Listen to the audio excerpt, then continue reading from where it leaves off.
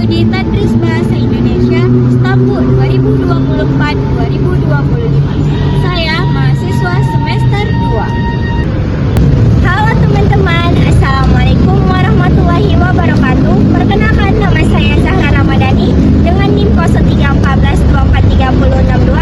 Saya mahasiswa Prodi Tadris Bahasa Indonesia Istanbul 2024-2025 semester 2. Assalamualaikum warahmatullahi wabarakatuh. Halo teman-teman, perkenalkan nama saya Sandra Putri dari Prodi Tadris Bahasa Indonesia di Universitas Islam Negeri Sumatera Utara, Medan. NIM 03142425 Istanbul 2024 sampai 2025. Nah teman-teman, untuk memenuhi tugas mata kuliah Sastra Tradisi Islam Sumatera Utara dengan dosen pengampu Bapak Ewin Sanjaya Gajah MPD, kami bertiga di sini akan membuat video tentang sejarah berdirinya Museum Sejarah Al-Quran ini. Yuk teman-teman, ikutin kegiatan kami bertiga, tonton sampai habis ya.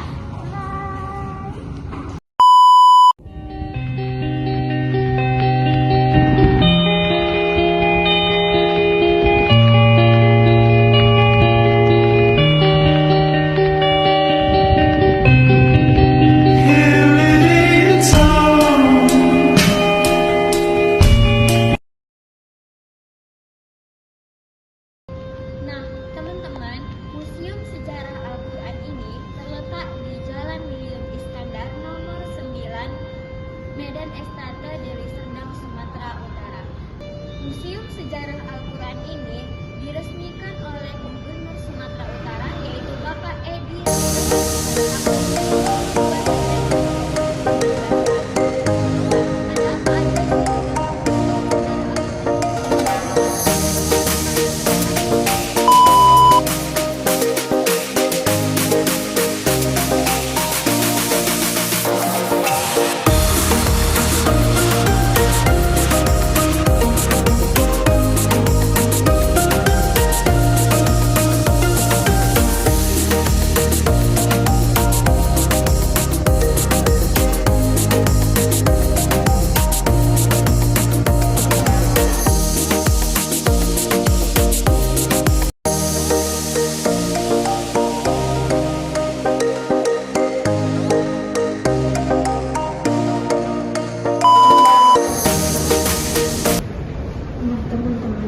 Pendirian museum ini dilatar belakangi oleh kegiatan Musabaqah Tilawatil Quran yang biasanya kita kenal dengan sebutan MTQ pada tahun 2018 yang lalu, yang dimana kegiatan itu menampilkan mushaf-mushaf Al-Quran kuno dari berbagai daerah, terutama khususnya daerah Sumatera Utara ini. Nah teman-teman, Museum Sejarah Al-Quran ini awalnya masih minim koleksinya. Namun seiring dengan berjalannya waktu, hari demi hari, koleksi Museum Sejarah Al-Quran ini semakin banyak. Salah satunya yaitu Sejarah Al-Quran ini memiliki koleksi 50 manuskrip Al-Quran dan tafsir. Yuk kita tanya sama penjaganya. Jadi Kak, di Museum Sejarah Al-Quran ini katanya kan memiliki manuskrip Al-Quran tertua 370 tahun. Jadi kita di sini pengen tahu yang mana sih Kak Al-Quran tertua itu? Boleh nggak Kak tadi? Oh, boleh ini dia. Mushaf kita yang umurnya yang tertua di sini. Ini adalah mushaf kita yang tertua. Kita namakan itu masih namanya itu Misteri Kolofon. Nah, kenapa dinamakan Misteri Kolofon? Itu karena kolofon itu artinya tanda dari penulis. Jadi penulis zaman dulu itu kayak ngasih tanda, misalnya biasanya tulis tahun. Jadi biasanya mereka itu menulis tahun kapan mereka membuat dan kapan selesainya. Nah, namun di mushaf kita ini ada 2 tahun, 1074 sama 1070. Jadi masih bingung nih, masih jadi misteri sebenarnya tahun dimulainya itu tahun berapa, antara 1070 sama 1074. Makanya namanya dinamakan Misteri Kolofon gitu. Mansub yang dari Simalungun yang mana aja tuh Kak? Kalau mushaf Simalungun itu ini ya, identiknya itu menggunakan iluminasi bata banci namanya.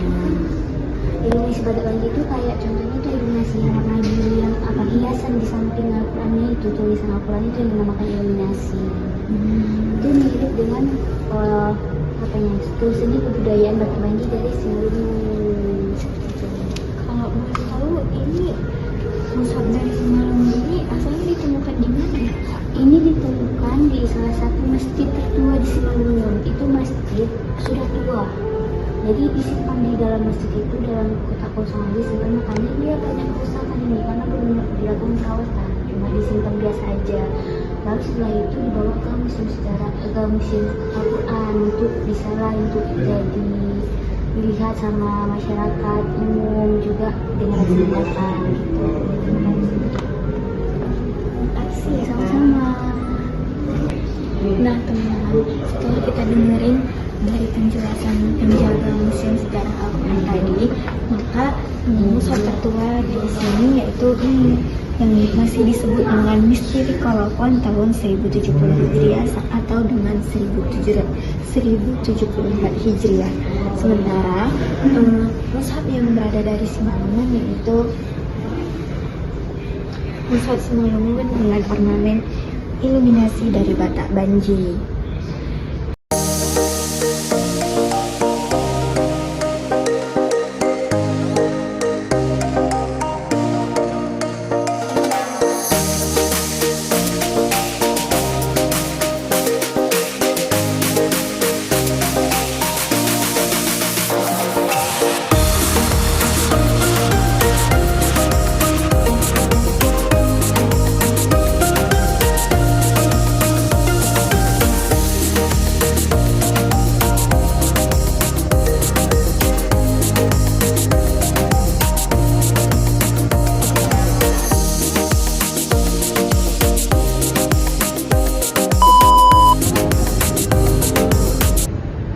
Adapun sejarah perkembangan penulisan Al-Quran di Nusantara, penulisan mushaf Al-Quran di Nusantara diyakini sudah ada sejak lahir abad ke-13 dan berlangsung hingga akhir abad ke-19.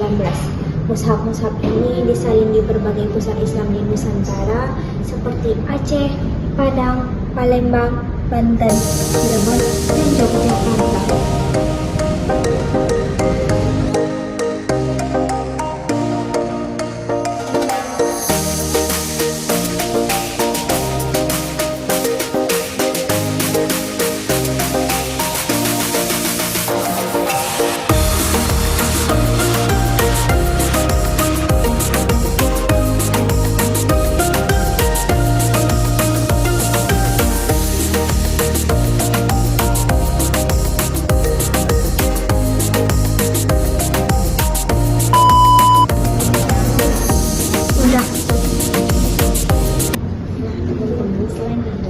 Museum Sejarah Al-Quran ini juga memiliki mushaf Simalungun dengan ornamen iluminasi Batak Banji, yang dimana diperkirakan berusia 200 tahun. Mushaf ini ditemukan oleh tim Museum Sejarah Al-Quran di Musala Al-Jariyah yang sekarang telah menjadi masjid di Kecamatan Bosar, Manembas, Kabupaten Simalungun. Yuk, biar ikutin kita lihat-lihat mushaf apa aja yang ada di sini.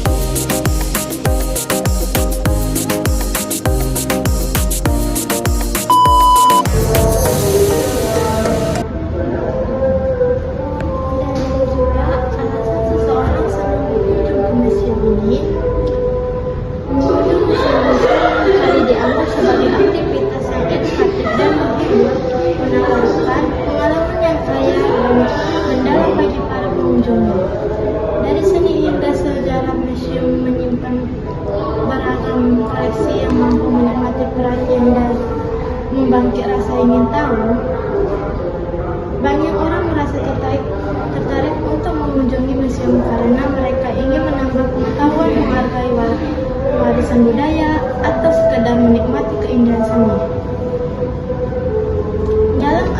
Dalam museum ini, kita akan menjelajahi 4 alasan utama mengapa seseorang senang mengunjungi museum ini, yaitu menambah pengetahuan dan wawasan. Museum adalah sumber informasi yang kaya tentang sejarah, seni, budaya, dan ilmu pengetahuan. Yang kedua, pengalaman estetika dan kreativitas. Bagi penggemar seni, museum menyediakan pengalaman visual yang luar biasa. Tentu ini menjadi daya tarik sendiri bagi penggemar museum, apalagi kini banyak museum yang dibangun dengan indah. Yang ketiga, menghargai warisan budaya. Mengunjungi museum memungkinkan individu untuk menghargai dan memahami warisan budaya dari berbagai masyarakat. Yang keempat, kegiatan sosial dan rekreasi. Museum seringkali menjadi tempat yang menarik untuk dikunjungi bersama keluarga atau teman. Pastikan sangat seru sekali jika bisa berkunjung sambil mempererat hubungan kekeluargaan. Bagi sebagai orang pergi ke museum dapat mengepreskan pikiran. Kegiatan ini berpandu lokalnya atau acara khususnya membuat pengalaman berkunjung lebih interaktif dan menyenangkan. Terima kasih.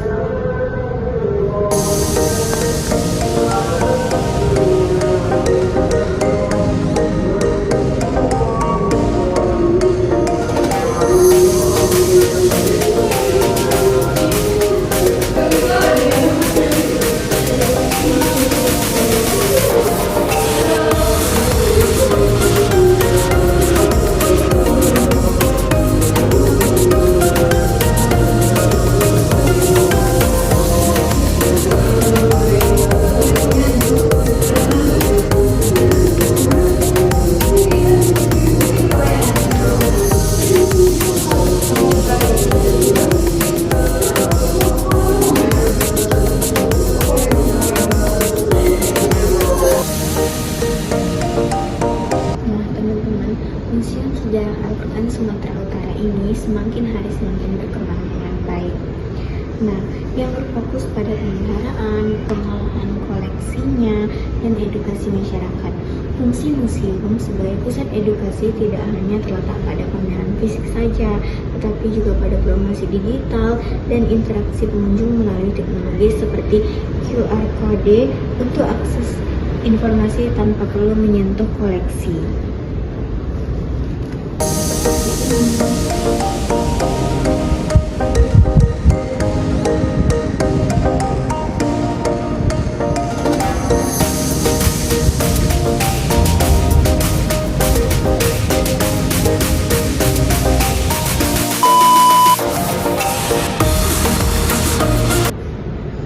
Berdasarkan data pengunjung, Museum Sejarah Al-Quran mengalami peningkatan kunjungan signifikasi pada September 2019 dengan 800 pengunjung pada bulan peresmian.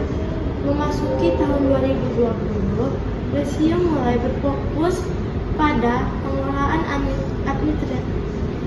administrasi yang lebih rich, mencatat jumlah pengunjung secara teratur. Museum ini juga berperan sebagai pusat pembelajaran yang diakui oleh lembaga pendidikan di Sumatera Utara. Banyak sekolah dan perguruan tinggi yang menjadikan museum ini sebagai tujuan kunjungan edukasi. Biaya masuk yang terjangkau dan kualitas yang memadai membuat museum ini menjadi pilihan utama untuk wisata edukatif. Rata-rata jumlah pengunjung museum per tahun berkisar antara 800 hingga 2.593 orang, yang sebagian besar adalah siswa, para sekolah, mahasiswa, dan masyarakat umum. Museum juga bekerja sama dengan berbagai institusi pendidikan untuk meningkatkan aksesibilitas dan menjamin pelestarian naskah-naskah kuno sesuai dengan regulasi Nomor 24 Tahun 2014 tentang penerapan Undang-Undang Nomor 43 Tahun 2007 tentang Perpustakaan.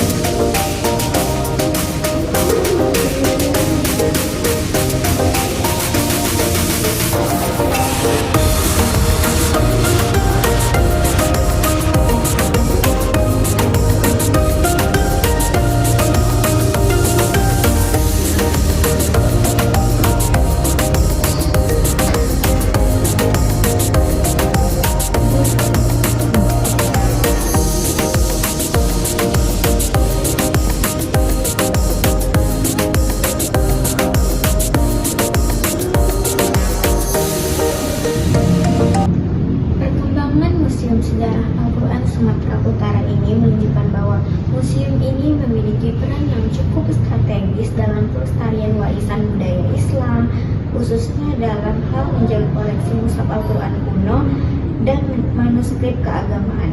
Pendirian museum ini tidak hanya sebagai pusat penyimpanan artefak, tetapi juga sebagai ruang edukasi yang mendukung pemahaman lebih dalam mengenai sejarah Muslim Islam di Sumatera Utara. Dengan ditemukannya berbagai naskah kuno dan mushaf, museum ini menjadi bukti nyata atas kekayaan sejarah Islam di wilayah tersebut. Program edukasi seperti tur pemandu, seminar, dan lokarya juga memperkuat fungsinya sebagai sarana pembelajaran bagi masyarakat dan pelajar, menjadikannya tujuan religi sekaligus media pendidikan yang vital.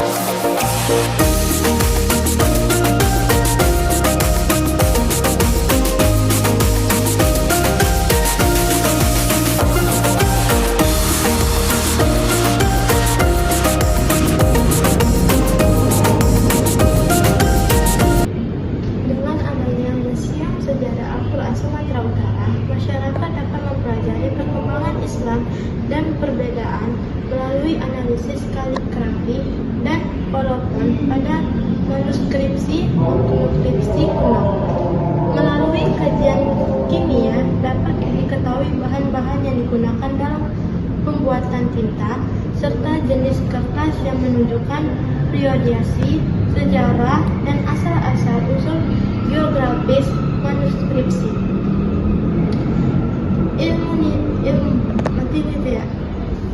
Iluminasi pada manuskripsi juga memberikan wawasan tentang sejarah seni dan budaya yang dapat membantu mengidentifikasi asal daerah manuskripsi tersebut atau Amelia 2022